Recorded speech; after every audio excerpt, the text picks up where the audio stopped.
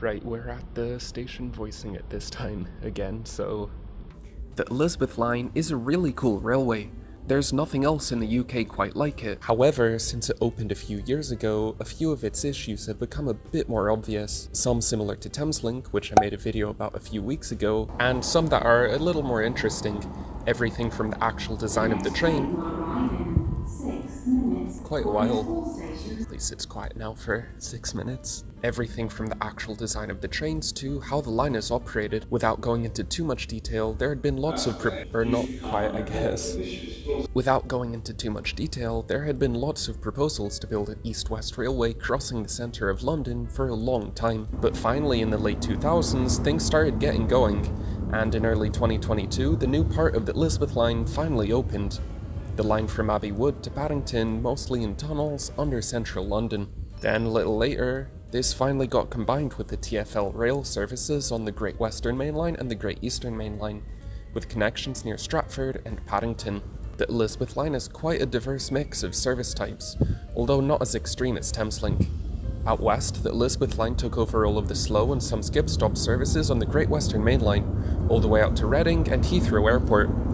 And this train is coming now, so I'll let... When the line gets to Paddington, trains descend into the new section of the line, going under central London. This route provides a faster, parallel route to the Jubilee, Central and Circle lines through the city, and has many important interchanges, including to Thameslink at Farringdon. But despite the frequent stops, the line through the city is still very fast, with track speeds above 40 miles an hour through the whole centre. Then the line splits at Whitechapel, with some trains going up to Stratford, joining the Great Eastern Main Line, and running its slow services as far as Shenfield. The rest of the trains continue to the southeast through Canary Wharf, crossing the river to Woolwich, and finally ending at Abbey Wood, with another interchange to Thameslink and Southeastern, both going towards Dartford. And the entire service pattern looks like this, with the lighter lines being peak only.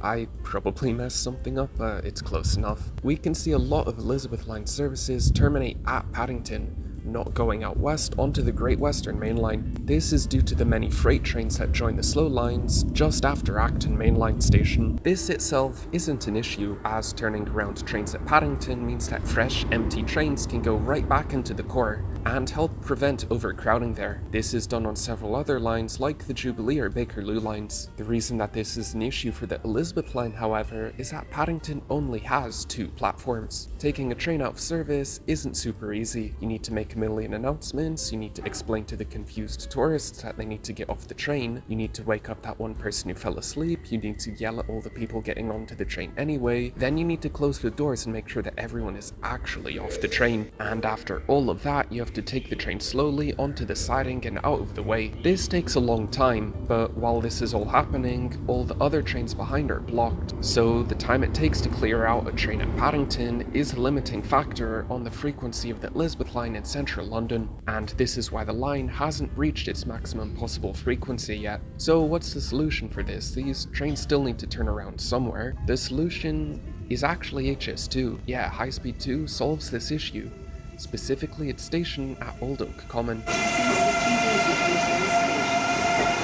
I talked a bit about this on my video about Heathrow Airport and HS2, but High Speed 2 will have a brand new station near North Acton, with platforms below the ground for high-speed trains and another 8 platforms on the Great Western Main Line. This will be an important interchange between the high-speed line going north and Great Western Railway trains going out west. Now, you might have noticed that there's twice as many Great Western Main Line platforms than the number of lines. This is to allow services to overtake each other and for different trains on the same line to be at the station at the same time. But on the Elizabeth line tracks, it's slightly different. Looking at the track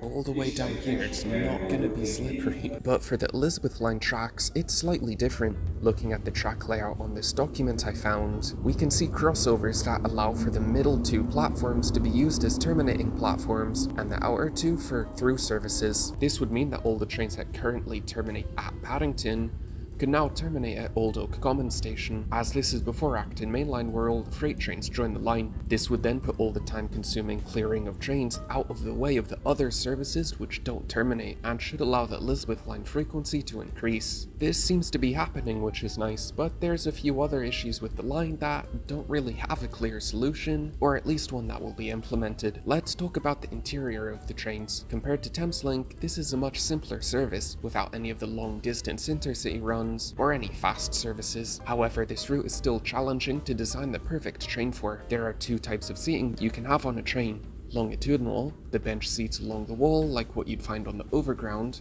and transverse, which are the forward or backward facing seats. The Elizabeth line uses 9-car class 345s, which have a mix of both to provide as much standing room as possible, but also have some more comfortable seats for the few longer trips possible on the line. The trains have also got big doors and wide open gangways, perfect for the intensely used centre of the line. The padding on these seats, though, isn't that great. Another train now.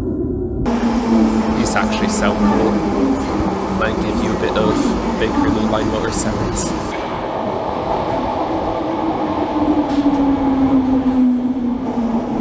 The padding on these seats isn't that great though. Having seats with less padding makes them harder to damage and therefore cheaper to maintain, which is perfect for high-intensity metro services in central London, where they'll likely get very beat up. But on longer trips, these aren't great. What doesn't make sense to me though is, although a bit smaller, the Metropolitan line's transfer seating still has good padding. The Elizabeth line's transfer seats definitely need to be improved, but for the longitudinal seats, it's a bit How is he already here? He's coming in fast. Damn. That's just fun to sit here sometimes, watch this stuff. The Elizabeth line's transfer seats definitely need to be improved, but for the longitudinal seats, it's a bit different. For the For the metro service within London, these longitudinal seats are very much needed, as trips here are usually only a few minutes long and people need to be able to get up and sit down quickly, something that longitudinal seats are great at. But that's not the only reason they're here. They also create much more standing room on the train, which is desperately needed, especially in central London and as you get closer to London, with many more people using the Elizabeth line compared to the previous suburban services, which didn't go through central London. I've heard a lot of people comparing the 345s to the 387s and even the older networkers that ran the suburban services into Paddington before the Elizabeth line, but there's some issues with making this comparison. The very dense seating layout on both of these trains meant it takes more time for passengers to move around the train and get up and sit down, which is fine when you have a few people getting on at every station and then everyone getting off at the terminus. But with the intense service inside London, it's very important that people can get on and off quickly at every stop, something that wouldn't work with this layout.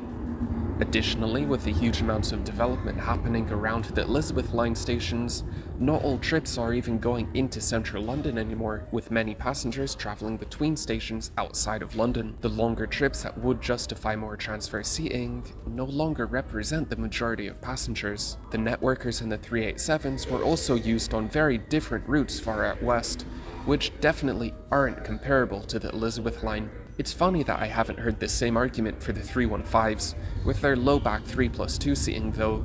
Those were not the most comfortable and sort of inconvenient for standing passengers, but with the Elizabeth line already outperforming its expectations and with more and more development going up around stations and a future high-speed connection, this line is only going to get busier, so that standing room by the doors is going to need to stay. If you want to discuss things like this or suggest new video ideas, we've got a Discord server if you're interested.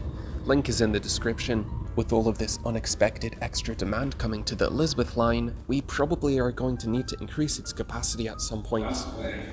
Fortunately, when we built the new section, we've left extra platform room to extend the trains, but at some of the older existing stations, the trains are already longer than the platforms, so those would need expensive upgrades to increase the train length. Then there's also Woolwich Station, which wasn't originally meant to be built as part of the line, but people wanted it and eventually it got put into the plan. But Woolwich Station was only built with one exit to save on costs, and that is becoming apparent that one exit for Woolwich Station probably wasn't the best idea. Anyway, back to the interior of the trains. There's quite a few other interior features that are missing on these trains. The most important, in my opinion, being luggage space for passengers travelling to Heathrow Airport, or generally. I've seen way too many times passengers with large bags taking up the entire seating bay for themselves, as there just isn't anywhere else good to put these big bags on the trains. There are flip seats in the wheelchair space, but good luck asking someone to get up for your bag. And most passengers arriving off of long flights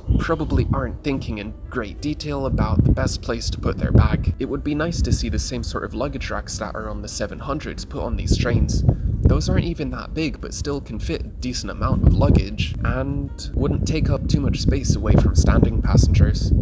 TfL said that they weren't going to do this though, so yeah, that sort of sucks. But even the Piccadilly line has those leaning bar things by the doors where, okay, train's here.